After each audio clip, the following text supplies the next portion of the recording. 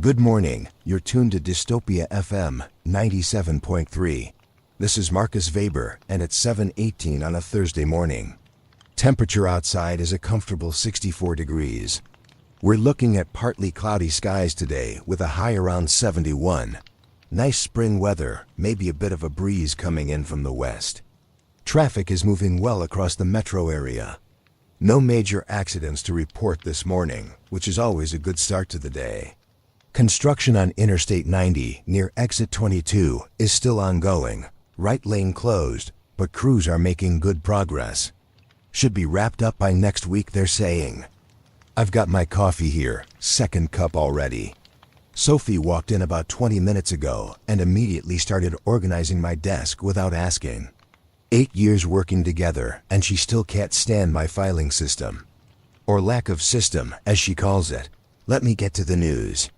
The City Council voted last night on the new parking ordinance downtown. It passed 7-2, so expect new meters going in over the next few months. Rates are going up slightly, but enforcement hours are staying the same. The Spring Arts Festival is this weekend at Riverside Park. Local artists, live music, food trucks, the whole setup. Saturday and Sunday from 10 a.m. to 6 p.m. It's always a good time if you're looking for something to do. I'm looking at the news feeds here, and there's something odd coming across the wire. Reports from the West Coast, Seattle, Portland, San Francisco, about unusually low tide levels this morning. Apparently the ocean has receded much further than normal, exposing seabed that's usually underwater, even at low tide. The National Weather Service issued a bulletin about it around 6 a.m. Pacific time. They're saying it's not a typical tidal pattern. The water level has dropped several feet beyond what's predicted for normal low tide. Now, unusual tides can happen for various reasons.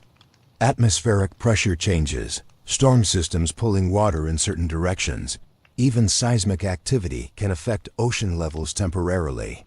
This is probably one of those things.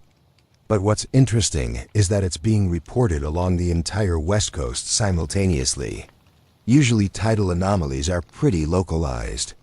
Having the same phenomenon from Washington down to California is unusual. Sophie is pulling up more information. She's found some posts on social media from people in coastal towns. Photos of beaches extending way out, boats sitting on exposed seabed, tide pools that are normally submerged completely dry. One person in Newport, Oregon posted that the marina is basically empty. The water has pulled back so far that boats are sitting on the bottom, docks are suspended in mid-air. He's been living there 40 years and has never seen anything like it. It's 7:35. Let me give you traffic and weather again. Roads are starting to get busier as the morning commute picks up. Still no major incidents. Everything flowing normally. Weather looks pleasant. Partly cloudy, high of 71, light winds. Good day to be outside. I'm checking more reports about this West Coast tide situation. A marine biologist from UC San Diego posted on Twitter that the water level is down by approximately 8 to 10 feet at Loyola. That's significant. She's saying this doesn't match any known tidal mechanism. Another report from a fisherman in Astoria, Washington. He went out to his boat this morning and found it sitting on mud. The harbor is essentially drained. He's posted a video, and you can see dozens of boats just resting on the harbor floor. Water completely gone from areas that should be 20 feet deep. This is being reported from multiple independent sources along hundreds of miles of coastline. So it's definitely real, whatever's causing it. Sophie just got off the phone with someone at the National Oceanic and Atmospheric Administration Regional Office. She was trying to get official information about what's happening. The person she spoke with confirmed they're aware of the situation and monitoring it closely, but they don't have an explanation yet. Reading between the lines, they're concerned. It's 7:52. A listener just called asking about this ocean thing. Good question. Here's what we know. Water levels along the West Coast have dropped significantly, exposing seabed that's normally underwater. It's affecting the entire coastline simultaneously. Scientists don't know why yet, but they're investigating. Should you be concerned? I don't know. It's definitely unusual, but it might resolve on its own. Ocean levels fluctuate. This might just be an extreme version of normal variation. I'm not trying to downplay it, but I'm also not trying to cause panic. We'll keep monitoring and share information as we get it. Traffic update. I-90 eastbound is starting to slow near downtown. Morning rush is building. Construction zone on the westbound side continues to cause some delays. It's 8:09. I'm reading more reports now. This is spreading beyond the west coast. There are posts from Hawaii saying the same thing is happening. Water levels dropping dramatically around the islands. Coral reefs that are normally submerged exposed to air. A report from Japan. Tokyo Bay experiencing abnormally low water levels. Boats stranded, docks high and dry. Australia reporting similar phenomena along their eastern coast. This isn't just a West Coast thing. This is happening globally. Sophie is pulling up ocean monitoring data from buoys and tide stations. She's showing me charts and graphs that honestly don't mean much to me, but she's pointing out that water levels are dropping at stations all over the Pacific Ocean, not just unusual tides. The actual sea level is decreasing. It's 8:26. NOAA just issued an expanded bulletin. They're confirming that ocean levels are dropping worldwide.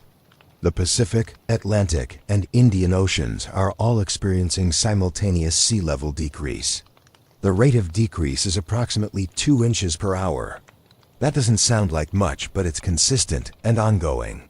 They're saying this is an unprecedented event with no clear natural explanation. All coastal areas should monitor the situation. Vessels should return to port if possible. People should avoid exposed seabed as conditions may be unstable. 2 inches per hour. If that continues, we're looking at 4 feet in a day, 8 feet in 2 days. Sophie is doing the math. The average ocean depth is about 12,000 feet. At this rate, it would take years to drain completely. But coastal areas, harbors, those are much shallower. Those could be dry in days or weeks. Where's the water going? That's the question everyone's asking. It's 8:43. I should read some local news to maintain some normalcy here. The library is hosting a book sale this Saturday. All proceeds go to the Children's Literacy Program. Great cause if you're looking to pick up some books. There's a community meeting tonight about the proposed bike lane expansion on Oak Street. 7 p.m. at the Civic Center if you want to voice your opinion. The high school theater department is doing the Crucible next week. Support local students, support the arts. Tickets available at the door. Normal civic life continuing while something impossible is happening to Earth's oceans. Sophie just showed me satellite imagery that NASA posted. It shows the coastlines of continents. You can see the difference from yesterday. The water has visibly pulled back from the shores. It's subtle in the images, but when you compare them side by side, it's clear. The oceans are shrinking. It's 9:01. Traffic is heavy now across all major routes. The morning commute in full effect. No major accidents, but volume is high. I'm monitoring news coverage. This ocean story is breaking into mainstream media now. CNN has it on their homepage. BBC is covering it. Every major outlet picking it up. The headlines are getting more dramatic. Global sea levels dropping unexpectedly, and scientists baffled by worldwide ocean recession and water vanishing from world's oceans. Coverage is factual, but you can sense the underlying concern. Nobody knows what's causing this. Nobody knows if it will stop. A scientist from MIT posted a thread explaining what they know and don't know. Basically, the water is definitely disappearing. It's happening globally. It's consistent and ongoing. And there's no known natural process that could cause this. She lists the possibilities. Could it be draining into underground caverns? Unlikely at this scale. Could it be evaporating into the atmosphere? Cloud cover would be massive and there's no sign of that. Could it be some unknown geophysical process? Possibly, but we'd need evidence. At the end, she says, we are witnessing something that shouldn't be possible according to our understanding of Earth systems. This requires immediate international scientific investigation. It's 9:19. A listener who's a geologist called in. He's trying to explain what might be happening, but he's clearly struggling because nothing fits known models. He says water can't just disappear. It has to go somewhere. The law of conservation of mass. Water doesn't cease to exist. So either it's going into the atmosphere as vapor, which we detect, or it's going into underground aquifers, which would cause measurable seismic activity, or it's going into space somehow, which would require energy we detect. None of these things are being observed. The water is just leaving, going somewhere we can't track. That's impossible, he says. But it's happening. It's 9:37. The governor just issued a statement. She's aware of the ocean level situation. She's in contact with federal authorities and scientific agencies. She's urging calm but recommending that coastal communities prepare for potential impacts. What impacts? She doesn't specify. But I imagine if harbors go dry, fishing industries collapse. If coastlines recede dramatically, infrastructure becomes useless. Port facilities stranded inland. And those are just the immediate economic impacts. The environmental and ecological impacts would be catastrophic. Sophie found something concerning. A marine biologist posted about the life in tide pools and shallow waters. As the water recedes, marine life is being left behind. Fish, crustaceans, mollusks, all dying on exposed seabed. She's saying this is already causing a mass die-off of coastal marine life. And if it continues, the ecological impact would be unimaginable. Oceans support most of Earth's life. They produce most of our oxygen. They regulate climate. They're the foundation of the biosphere. If the oceans are dying, everything dies with them. It's 9:54. I'm reading reports from fishing communities. Boats that went out early this morning are trying to return to port, but the harbors are too shallow. They're getting stranded. A trawler in Alaska radioed that they're stuck in what should be deep water. The depth finder shows they're in 15 feet when it should be over 100. They can't move without running aground. Cruise ships in the Caribbean are in similar situations, changing course to find deeper water, but everything is getting shallower. The shipping industry is in crisis. Container ships, tankers, naval vessels, all of them depend on navigable ocean depths. If the oceans continue to recede, global shipping stops. 90% of world trade is carried by sea. If shipping stops, supply chains collapse immediately. It's 10:11. The president is scheduled to make a statement at 11 a.m. Eastern, 8 a.m. our time. That's in about an hour. The fact that the president is addressing this suggests the federal government is treating this as a major emergency. Sophie is monitoring emergency management channels. FEMA has activated coordination centers. The Coast Guard is recalling vessels to port. The Navy is repositioning ships to deeper waters. These are not routine precautions. This is preparation for a crisis. It's 10:28. A listener asks, how fast is this happening? Can we stop it? Good questions. Current rate is about 2 inches per hour. That's 48 inches per day, or 4 feet.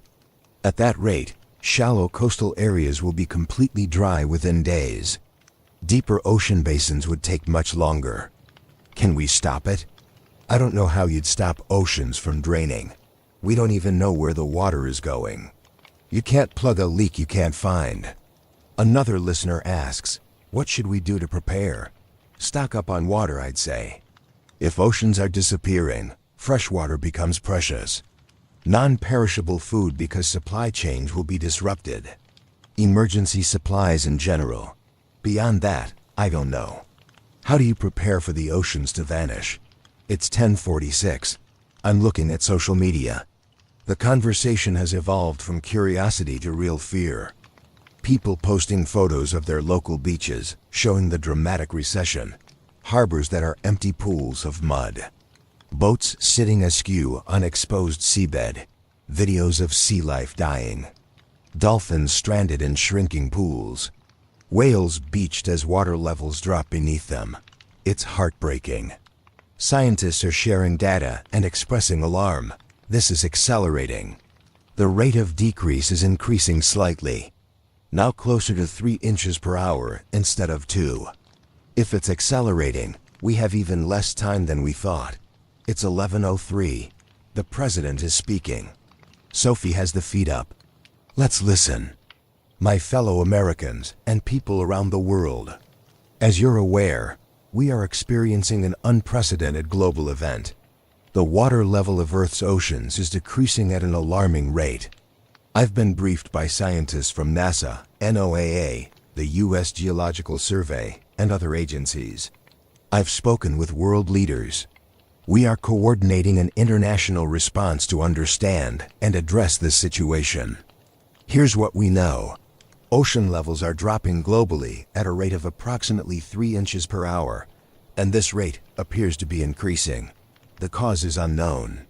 The water is not accumulating in the atmosphere or underground aquifers. We do not know where it is going. Here's what we're doing. Every scientific resource is being devoted to understanding this phenomenon. We are working with international partners to gather data and develop solutions. The military is assisting in rescue operations for stranded vessels and coastal evacuations. Here's what you should do. If you live in coastal areas, particularly low-lying regions, prepare to evacuate inland. Follow instructions from local authorities. Stock up on essential supplies, particularly fresh water. Do not attempt to travel on or near the ocean. I want to be clear, this is a global emergency. The oceans are fundamental to life on Earth. They regulate our climate, produce our oxygen, support our food chains. If this continues, the consequences will be catastrophic for all life on our planet. But we are not giving up. Human ingenuity has overcome great challenges before.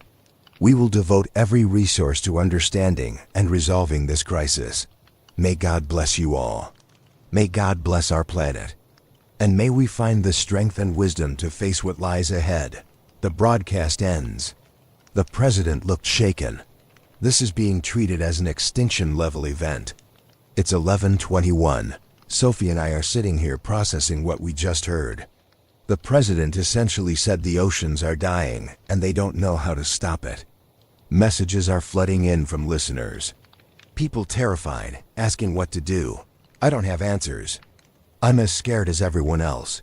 But I'll stay here. I'll keep broadcasting. I'll provide whatever information I can, because that's all I can do. It's 11:38. I'm reading reports from around the world. The situation is the same everywhere. Oceans receding. Marine life dying. Coastal infrastructure becoming useless. In Bangladesh, millions of people depend on fishing and coastal resources. Those resources are disappearing. The humanitarian crisis is already unfolding. In the Netherlands, much of the country is below sea level, protected by dikes. As ocean levels drop, the exposed seabed is revealing a landscape that hasn't been above water in thousands of years.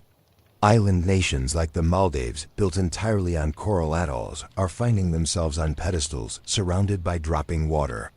Soon there'll be mountains rising from a dry ocean floor. It's 11:56. A marine biologist from Woods Hole called in.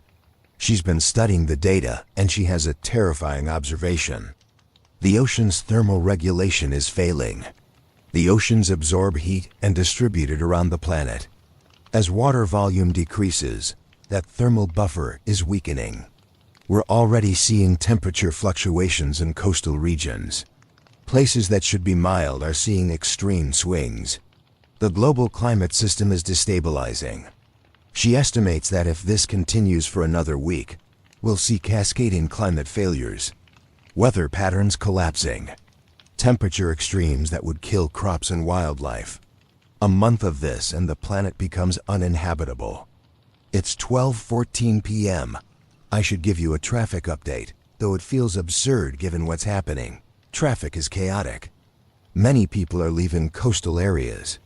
Roads heading inland are jammed. Others are rushing to stores, buying out supplies. Some people are going to the coast to see the phenomenon for themselves. Don't do that. Stay away from exposed seabed. It's unstable and dangerous. Sophie is monitoring police scanners. Lots of accidents, lots of panic. Emergency services overwhelmed. Society is starting to strain. It's 12:31. A scientist from Caltech posted updated measurements. The rate of decrease is now 4 inches per hour. It's accelerating. At this rate, shallow seas and bays will be dry within 24 hours. Continental shelves exposed within days. Even deep ocean basins noticeably depleted within weeks. Other scientists are confirming the acceleration. Whatever is causing this is intensifying. We're not just watching oceans recede. We're watching them die. Fast. It's 12:49. Reports of riots starting in some cities. Stores being looted. People fighting over water and supplies. Not everywhere. Most places are still orderly. But fear is spreading, and with it, the breakdown of social order. Governments are trying to maintain control, but their authority is based on systems that are failing. No one trusts that anyone has answers. It's 1:06. I'm thinking about the cascade effects. Oceans disappearing means no fish. Fishing industry's gone. Billions who depend on ocean protein will starve. No oxygen production. Phytoplankton in oceans produce most of Earth's oxygen. Without them, the atmosphere changes.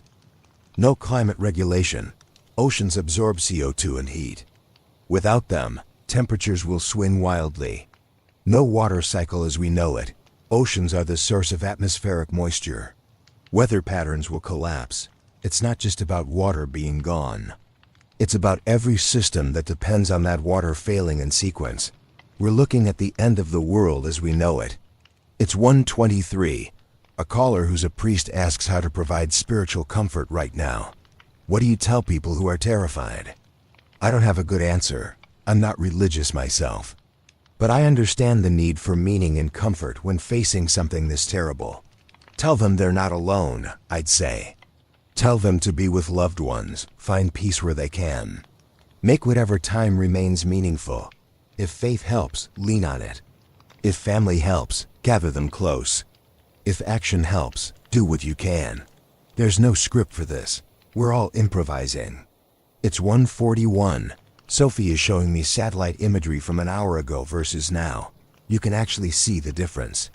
Coastlines have receded visibly. Islands in the Pacific are larger. Continental margins extending. The Mediterranean Sea noticeably shallower. In 60 minutes of observation, you can see the change. That's terrifying. Geological processes usually take millions of years.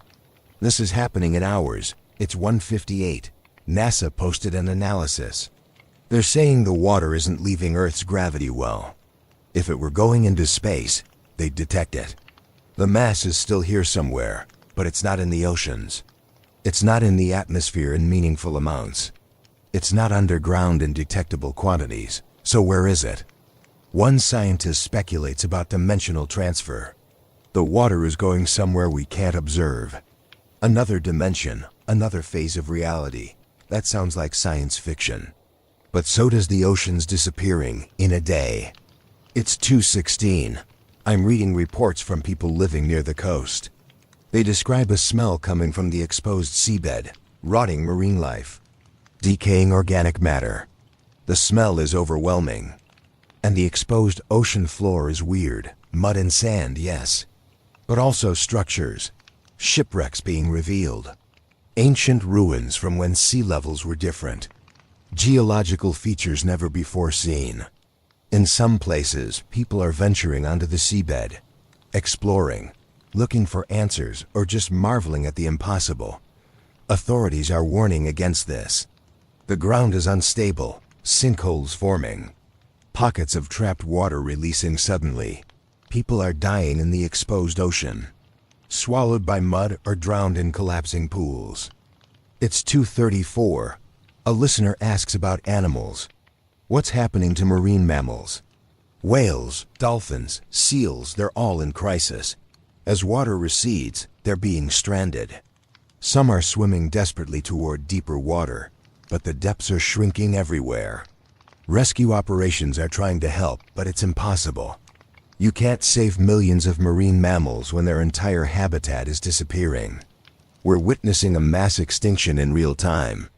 It's 2:51. The scientific community is in intense debate. Conferences being held remotely. Data being shared globally. Every theory being explored. The leading hypothesis is some kind of phase transition. The water is converting to a different state, or being transported through a mechanism we don't understand. But even the scientists proposing this admit it sounds absurd. There's no known physics to support it, yet the observations are clear. The water is vanishing, 4 inches per hour now. Soon it'll be 5, 6 more. Acceleration toward what endpoint? It's 3:09. I need to try to eat something, but I have no appetite. Sophie brought sandwiches hours ago. They're sitting here untouched. She's eating mechanically. Food is fuel. We need to keep functioning. I force myself to eat. It tastes like cardboard, but I swallow it anyway. The generator is running smoothly. We have fuel for days. The broadcast continues. As long as anyone is listening, we'll be here. It's 3:26. Reports from around the world are getting more desperate. Venice is now sitting in a dry lagoon.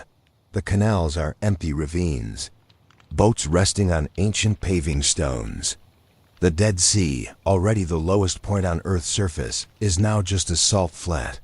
The water completely gone. The Great Barrier Reef exposed to air. The largest living structure on Earth dying in the sun. Every coastline, every island, every ocean-dependent ecosystem collapsing simultaneously. It's 3:44. A caller asks, "Is there any good news? Anything hopeful?" I want to say yes. I want to find something positive. But I'm struggling. The only thing I can think of is that we're facing this together. Every nation, every person, united in crisis. No borders matter when the planet is dying. Maybe that unity could lead to solutions. Maybe working together we can figure this out. But honestly, I'm not optimistic. It's 4:01. The rate is now 5 inches per hour. 21 hours since this started, and the oceans have dropped over 6 feet. Shallow harbors completely dry. Continental shelves exposed for hundreds of miles. Mid-ocean ridges beginning to emerge as islands. The geography of Earth is changing before our eyes. Sophie is calculating. If acceleration continues, the deep ocean trenches, the deepest parts, 7 miles down, could be exposed within 2 weeks. 2 weeks to go from water world to dry planet. That can't be right. But the math is undeniable. It's 4:19. I'm looking out the window at the city. Everything looks normal here. We're hundreds of miles from the ocean. No visible change. But we're connected to the ocean in ways we don't think about. The food we eat, the weather we experience, the air we breathe. When the oceans die, we die too. Just more slowly. It's 4:37. A scientist from Berkeley posted a desperate plea. She's saying we need to consider geoengineering solutions, radical interventions. Could we pump water back into the oceans? Where would we get it? From where is it going? Could we seal whatever drain is pulling the water away? How do you seal something you can't find? Could we accept the loss and adapt? Build civilization for a waterless world? None of these ideas are viable, but desperation breeds wild thinking. It's 4:54. Reports of governments collapsing. Small island nations evacuating entirely. Coastal countries declaring martial law. The international order breaking down as quickly as the oceans. When the systems we've built for centuries fail in hours, everything else fails with them. It's 5:12. The sun is getting lower. It'll be dark soon. I'm wondering what tonight will bring. Will the acceleration continue? Will we wake up tomorrow to empty ocean basins? Or will it stop? Will the water return as mysteriously as it left? I don't know. Nobody knows. It's 5:29. Sophie is checking our supplies. We have food for several days. Water for a week, maybe. The generator has plenty of fuel. We can keep broadcasting. That's something.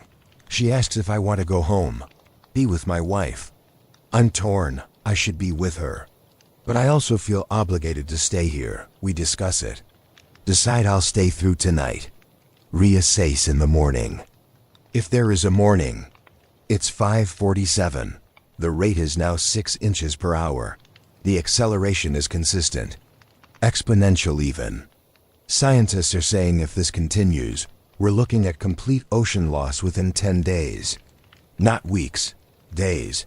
10 days until Earth is a desert planet. That's not enough time to adapt. Not enough time to build new systems. Not enough time to save anyone. It's 6:04. I'm reading messages from listeners. Most are scared. Some are angry. A few are eerily calm, accepting. One person writes, I'm sitting on what used to be the beach. I can see the ocean retreating. It's like watching a horizon move away from you. Beautiful and terrible. Another, my children are asking questions I can't answer. What do I tell them? That the world is ending? Another, I'm not religious but I'm praying. What else is there to do? These messages break my heart, but I read them. Bear witness to them. It's the least I can do. It's 6:22. The sun has set. The city lights are on. Normal evening activities, but nothing is normal. The oceans are dying and taking us with them. I'm going to stay here through the night. Keep broadcasting. Keep providing whatever comfort or information I can. If you're listening, you're not alone. We're all in this together. Stay strong. Stay with loved ones. Make peace with whatever you need to make peace with. This is Marcus Weber on Dystopia FM 97.3. And somewhere out there, Earth's oceans continue their impossible disappearance into nothing. It's 6:39 and I'm still here in the studio. Sophie just brought me more coffee. I've lost count of how many cups I've had today. My hands are shaking, but I don't know if it's from caffeine or fear. We're monitoring multiple data streams now. Scientific feeds, emergency broadcasts, social media when it's still accessible. Trying to piece together a complete picture of what's happening to our planet. The rate is now 7 inches per hour. In the 12 hours since this started, the oceans have dropped approximately 6.5 feet. That's enough to completely drain some shallow bays and harbors. Sophie is showing me images from the Netherlands. The Wadden Sea, a shallow coastal area that's normally underwater, is now exposed mudflats stretching for miles. You can walk from the mainland to islands that were previously only reachable by boat. It's 6:56. A caller from Seattle just got through. He's describing what he's seeing from his apartment window that used to overlook Puget Sound. The water is gone, completely gone from the bay. There's just mud and exposed seabed with boats sitting at odd angles. He says people are walking out onto the former bay floor with flashlights, exploring, looking for fish or shellfish, or just trying to understand what they're witnessing. He sounds shaken, like he's describing something from a nightmare, but he's wide awake. Another caller from Miami. Same story. Biscayne Bay is empty. The marinas are dry. Cruise ships that were docked are now resting on their hulls in mud. This is happening everywhere simultaneously.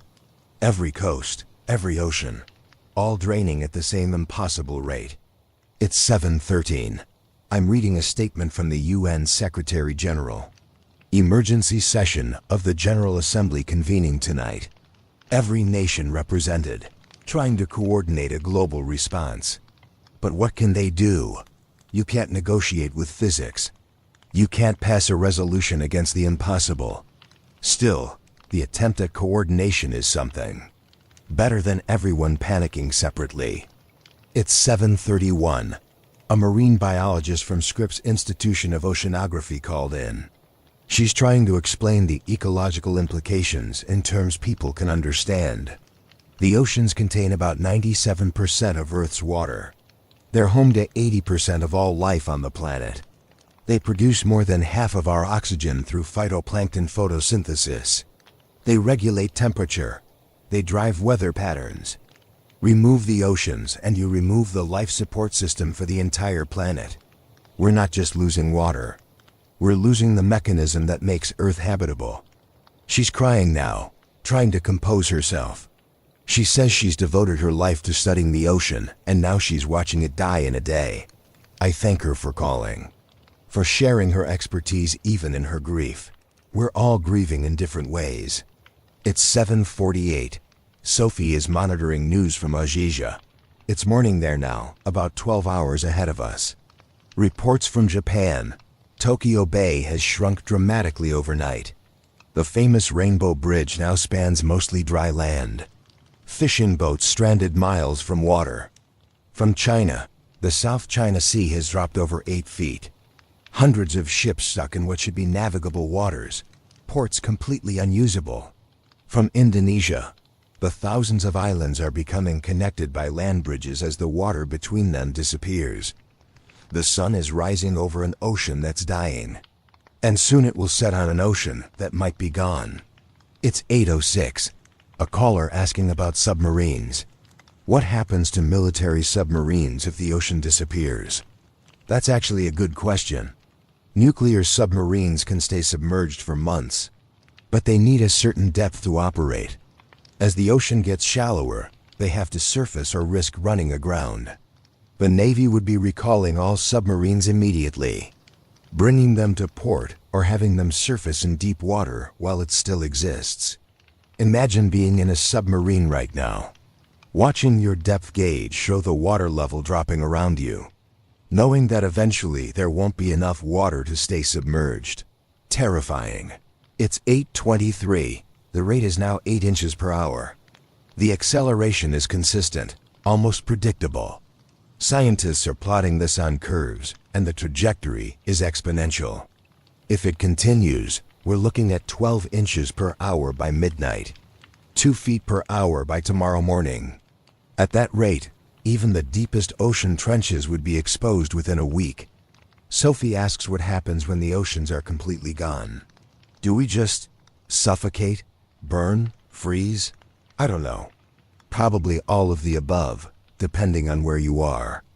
Without oceans, the climate becomes extreme. Deserts where there was moisture. Temperature swings that would kill anything not adapted to them. The atmosphere itself might change composition without oceanic oxygen production. It's not a quick death. It's a slow collapse of every system we depend on. It's 8:41. I'm getting reports of mass migration starting. People abandoning coastal cities, heading inland to somewhere, anywhere that feels safer. But there is no safe place on a planet losing its oceans. The highways are jammed, airports overwhelmed, trains packed beyond capacity, millions of people on the move, fleeing from coastlines that are becoming useless. Where do they go? What do they do when they get there? Nobody has answers. It's 8:58. A scientist from NASA called. She's been analyzing satellite data, and she has a new observation. The water isn't disappearing evenly. It's draining faster at certain locations. Deep ocean trenches and subduction zones particularly. She thinks the water is being pulled downward, into the earth somehow, through cracks in the crust or channels we've never detected. But that doesn't make sense either. Where would it go? The Earth's mantle is solid rock. There's no cavity large enough to hold the oceans. She admits her theory has holes, but it's the only explanation that fits the pattern of drainage. It's 9:16. Sophie found something disturbing. Emergency broadcasts from cruise ships. There are dozens of cruise ships at sea right now. Thousands of passengers. They're reporting that the water depth beneath them is decreasing rapidly. Ships that were in deep ocean yesterday are now reading shallow depths. They're trying to navigate to the deepest areas they can find, but everywhere is getting shallower. One captain radioed that he's considering beaching the ship intentionally. Better to run aground in a controlled way than wait for the ocean to drop away and leave them stuck. Those people are trapped, floating on an ocean that's disappearing beneath them. It's 9:34. I should give you a traffic update, though it hardly matters anymore. Roads leading away from the coast are completely gridlocked. People have abandoned cars and are walking, taking only what they can carry. Some are heading to the mountains, others to the heartland. Anywhere away from where the ocean used to be. Emergency services are overwhelmed. They've stopped responding to non-life-threatening calls. There are too many real emergencies. Society is breaking down. Not violently yet, just dissolving. People prioritizing survival over order. It's 9:51. A listener who's an engineer asks about infrastructure. Specifically, all the undersea cables that carry internet and phone traffic.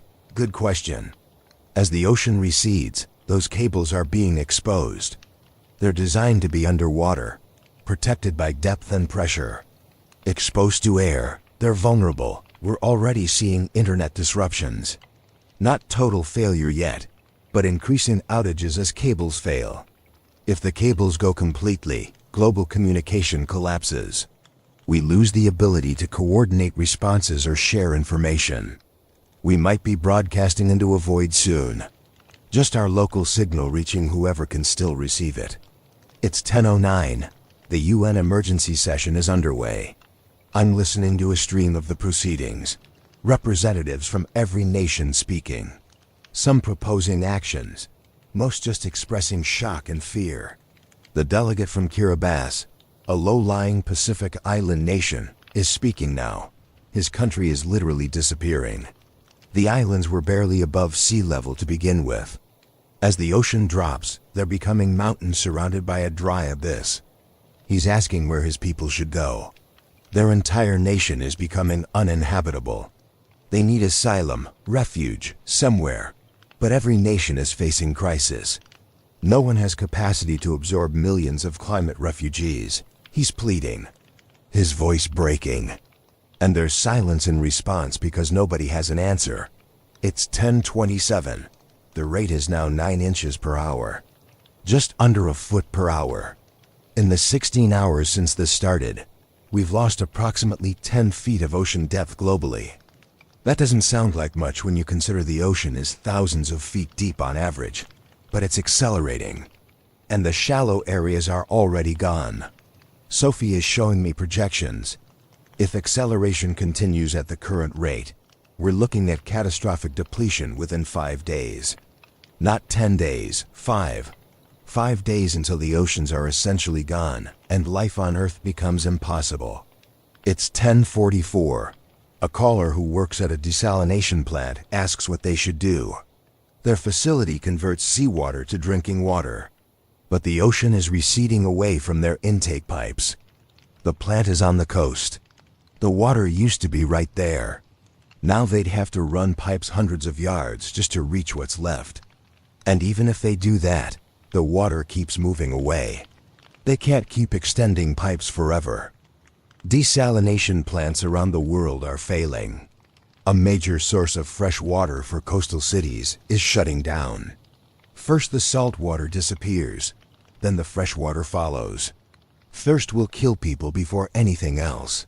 It's 11:02. I'm reading reports of looting in some cities.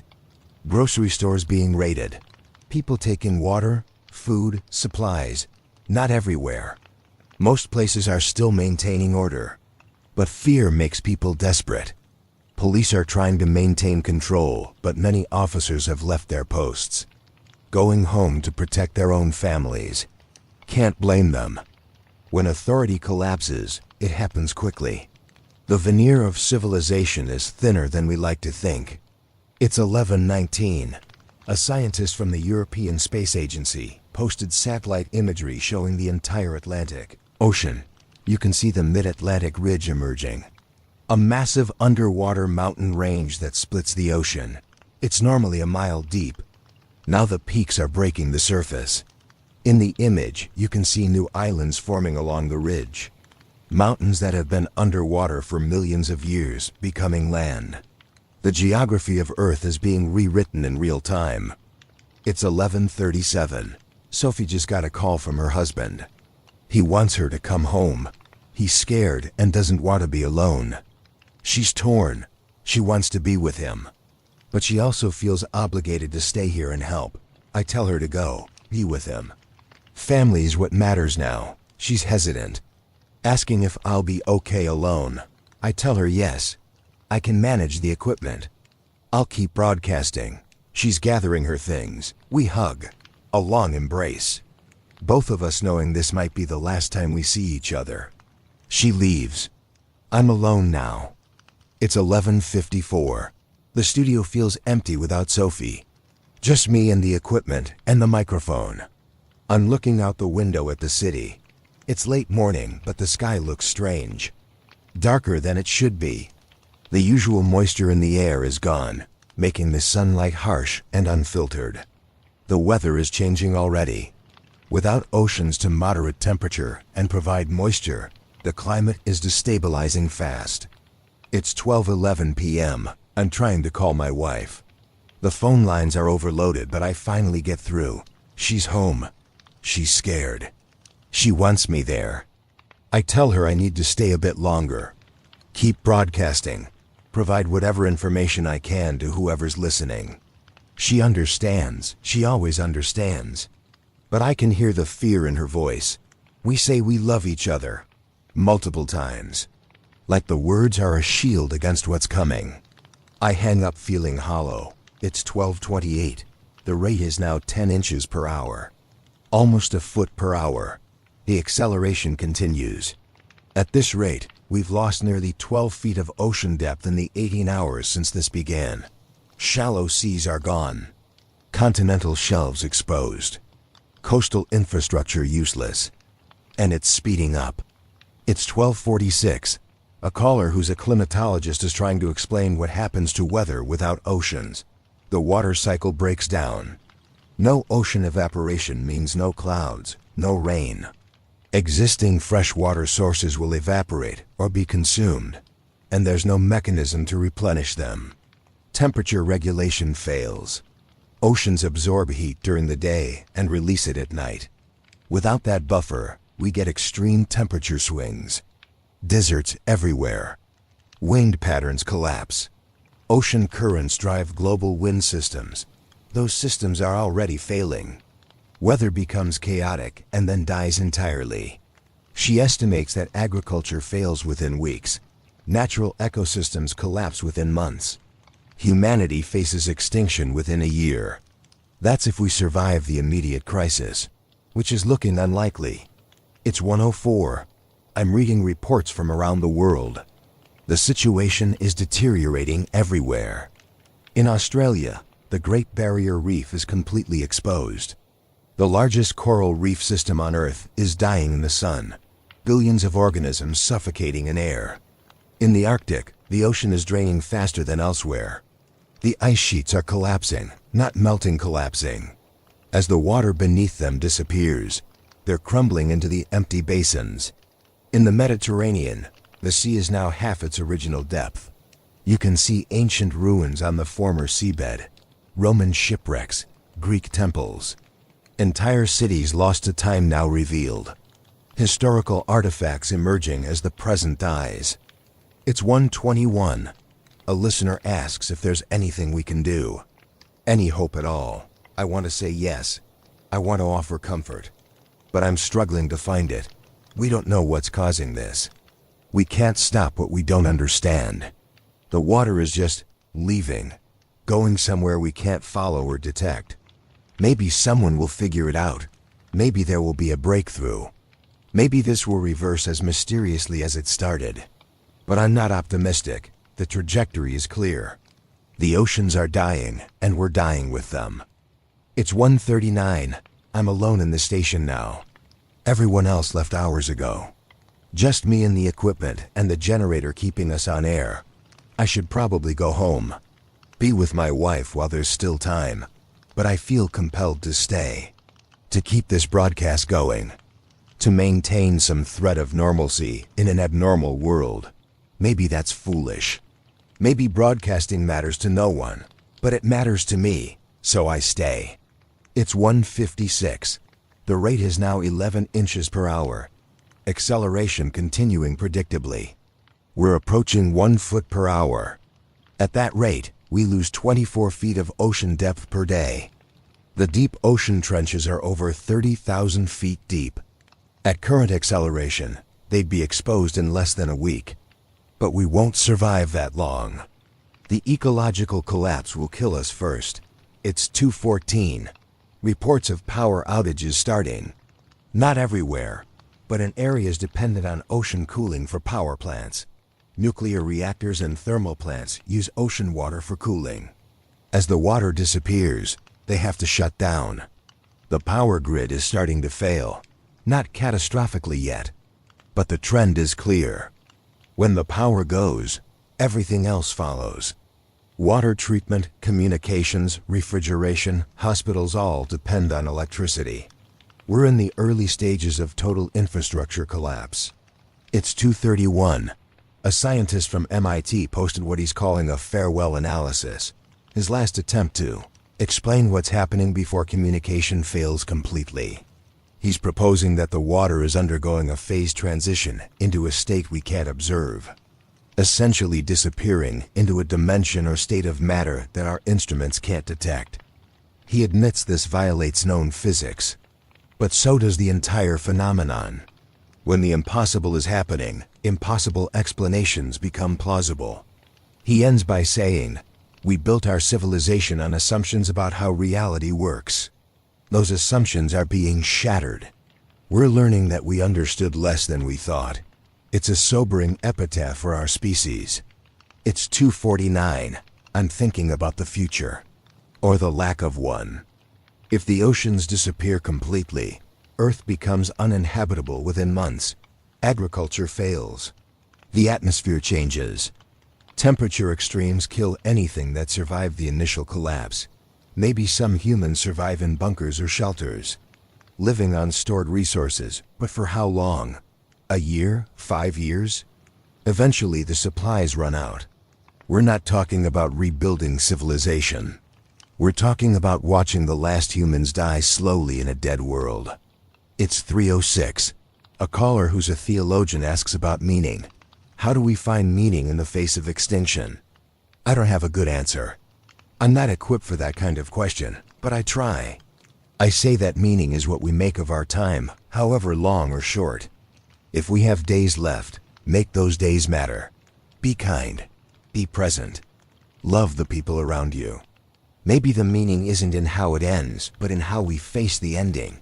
He thanks me, says that helps. I hope it does. It's 3:24. The rate is now 12 inches per hour. Exactly 1 foot per hour. The oceans are dropping 1 foot every 60 minutes. 8 feet in a working day. 24 feet in a full day. Sophie's projections are proving accurate. We're looking at complete ocean loss in 5 days. Maybe less if acceleration continues. 5 days to say goodbye to a planet. It's 3:41. I'm reading messages from listeners. Most are just checking in. Wanting to hear a voice. Wanting to not be alone. One person writes, "I'm sitting with my family. We're sharing memories. If these are our last days, at least we're together." Another, "I went outside and looked at the stars. They're so clear without ocean moisture in the air. Beautiful and terrible." Another, "Thank you for staying on air. Your voice is an anchor in chaos. These messages are why I stay." This connection, this sharing of experience in the face of the end. It's 3:59. The sun is getting lower. Another sunset approaching. Maybe one of the last I'll see. The sky is taking on colors I've never seen before.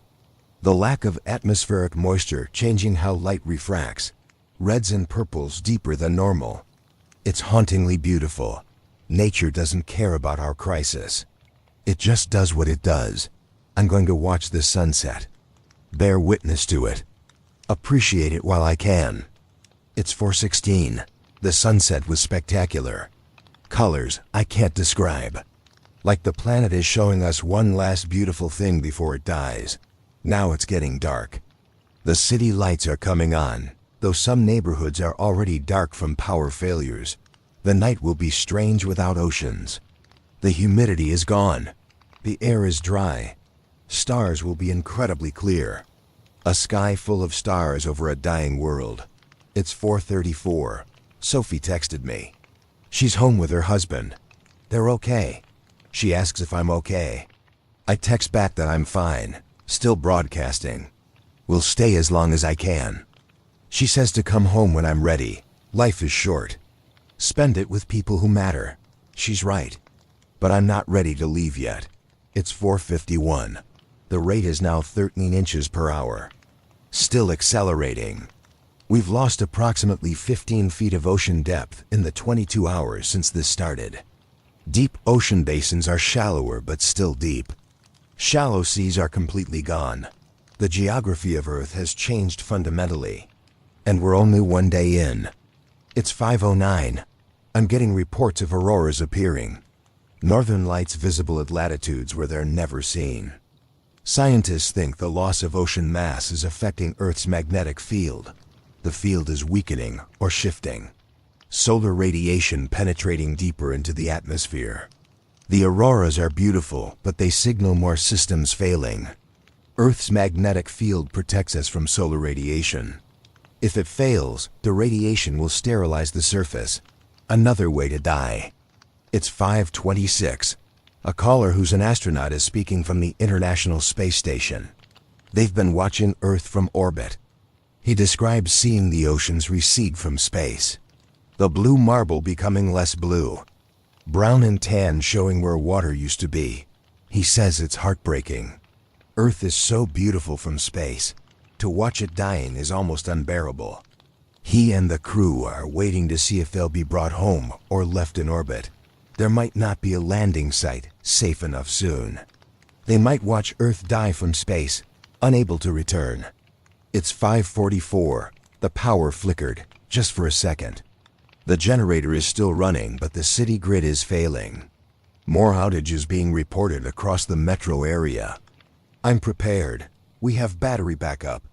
But when the batteries die, we're done. How much longer can I keep broadcasting? Hours? Days? I don't know. It's 6:01. It's full dark now. The city is partially lit. Some areas bright, others completely dark. I can see stars through the window. Thousands of them. The Milky Way visible right over the city. In other circumstances, this would be amazing. A gift of darkness revealing cosmic beauty. But right now it just reminds me that we're a tiny planet dying in an uncaring universe. It's 6:19. The rate is now 14 inches per hour. Acceleration continuing. At this rate, we're losing over a foot per hour. Nearly 30 feet per day. The math is brutal. The timeline is clear. The oceans will be gone within days, and with them, we go too. It's 6:36. I'm thinking about my wife. I should be with her. These might be our last days, and I'm spending them alone in a radio station. What am I doing? Why am I here? I'm here because I don't know what else to do. Broadcasting is what I know. It's my purpose. But maybe purpose doesn't matter when the world is ending. Maybe only people matter. It's 6:54. I'm going to make a decision. I'm going to stay through tonight. Keep broadcasting. Provide whatever comfort I can to whoever's listening. Tomorrow morning, I'll go home. Be with my wife. Spend whatever time remains together. That feels right. One more night of service, then home. It's 7:11. A listener asks what I'll do when the broadcast ends. Where will I go? What will I do? I tell them I'll go home. Be with my wife. Sit with her. Talk. Remember. Love. What else is there? When you strip everything away, that's what remains. Connection. Love. Being present with someone who matters. That's how I want to spend the end. Not alone in a studio, with her. It's 7:29. The rate is now 15 inches per hour. Over a foot per hour now. The acceleration is relentless. The ocean's dropping faster and faster. Systems failing in cascade. How much longer? How much time do we have? Days, maybe a week if we're lucky. Not long enough to say everything that needs saying. Not long enough to make peace with the impossible. It's 7:46. I'm looking at the city lights. Fewer now than an hour ago. The grid is failing section by section. Eventually the lights will go out completely. And then it's just darkness and stars in the end. I'm going to stay on air as long as the power holds. Keep talking. Keep connecting. Because that's all I have to give. This is Marcus Weber on Dystopia FM 97.3. Still here, still broadcasting. Still hoping somehow this ends differently than it seems. But preparing for the likely reality that it doesn't. Stay with loved ones. Say the things that matter. Make peace where you can. We're in this together until the end.